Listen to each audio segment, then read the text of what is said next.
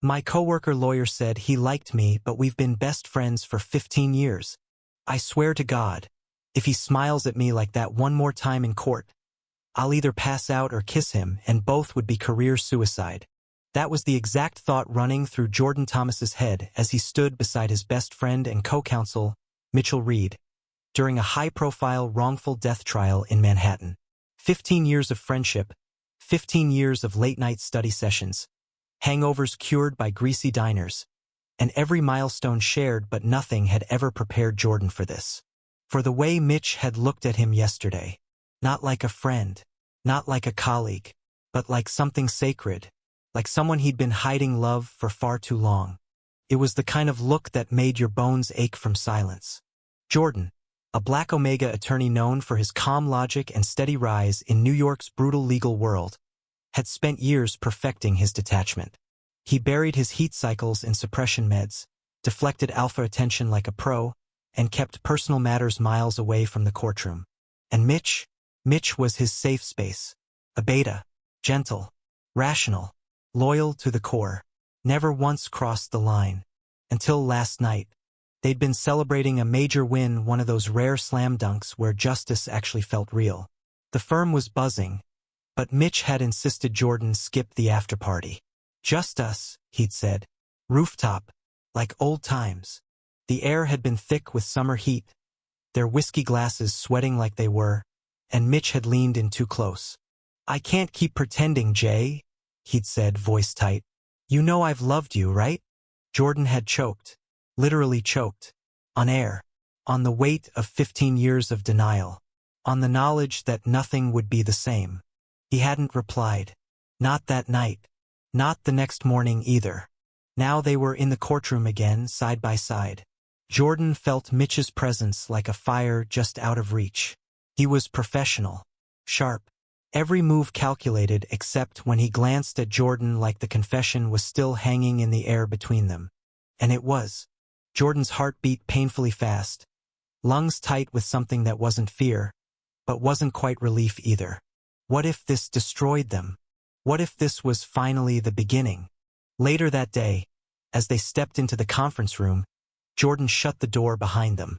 You're lucky I didn't faint on the stand, he said dryly. Mitch blinked. What? You told me, last night, that you loved me. Mitch's jaw tightened, like he'd prepared for this rejection. I did, and I still do. I know it's messy. I know you probably don't feel the same.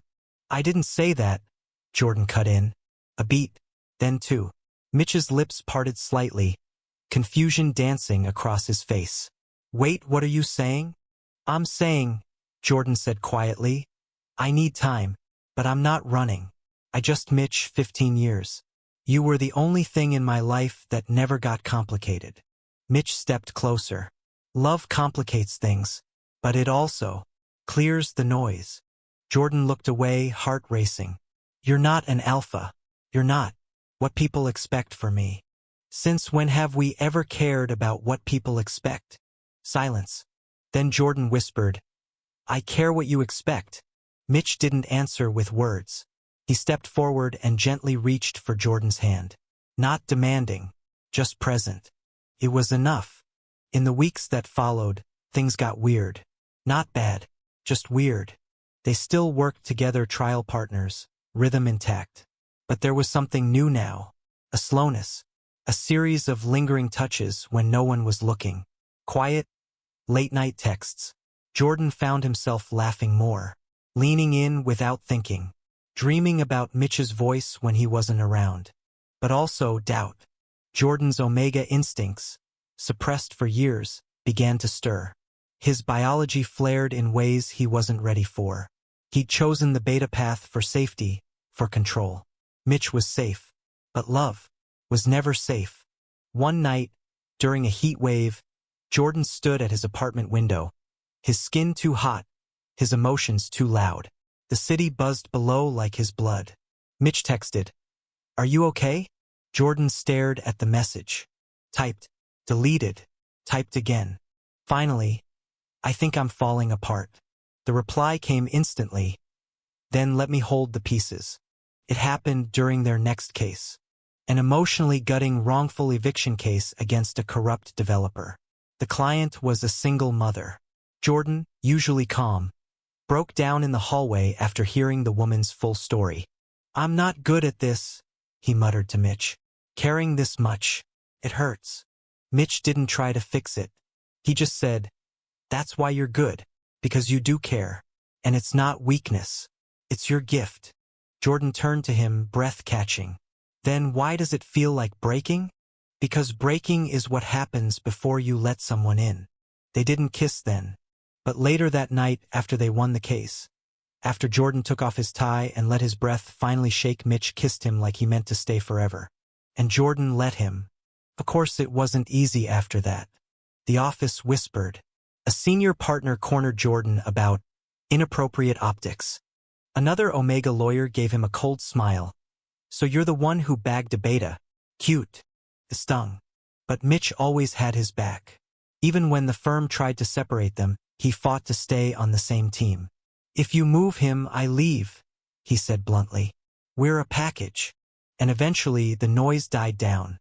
Months later, Jordan stood in front of their old law school auditorium, giving a guest lecture.